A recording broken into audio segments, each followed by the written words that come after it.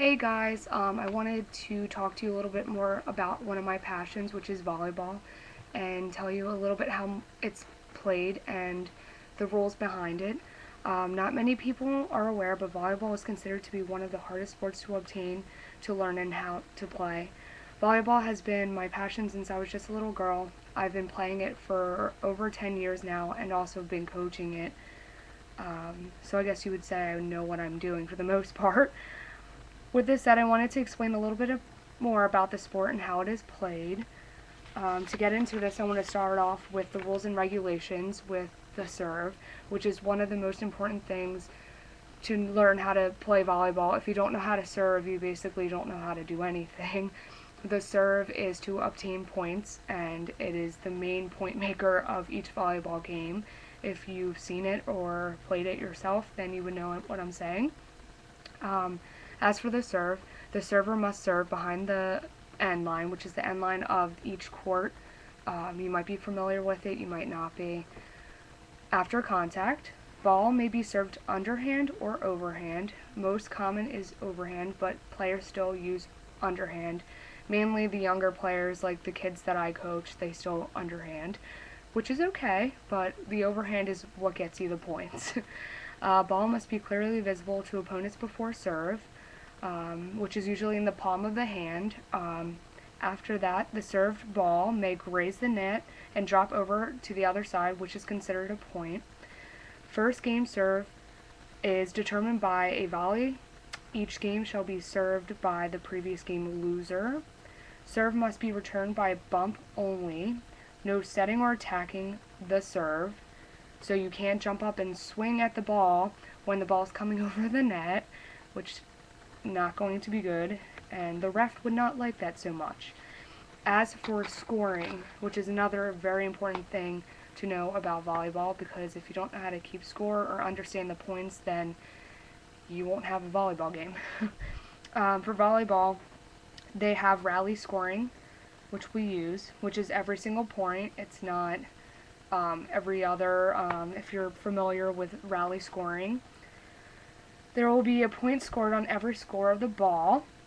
Offense will score on defense will miss out of bounds hit. So if it goes out of bounds, that's your score, that's your point there.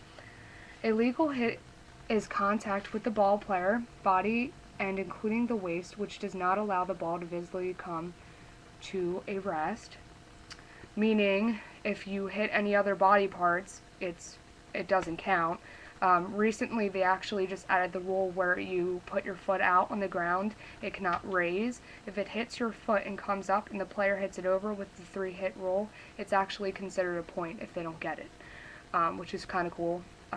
The next thing, if 2 or more players contact the ball, it is considered one play, and the players involved may not participate in the next play. So if it bumps off both players in one play, it's no good. That's considered 2 hits, and it would be considered too many hits after 3 hits.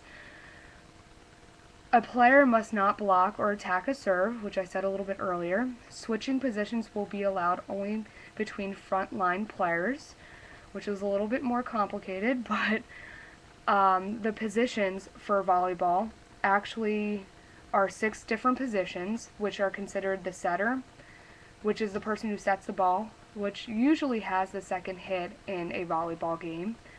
And there is a weak hitter, a middle hitter, and a strong hitter. And these are all your hitters. And then there's passers. There's one passer, and then there's one designated passer, which is called the libero. People call it libero, they call it all different things, but I call it libero. I've been taught to call it libero. This is considered to be a designated passer that can come in and out of the game. It's pretty neat, and a lot of people don't understand it, but it is the opposite jersey. They have to wear a different color jersey than their teams at the time, so that the referee knows who the libero is and who is the designated passer. For rotation, a team will rotate each time they win the serve.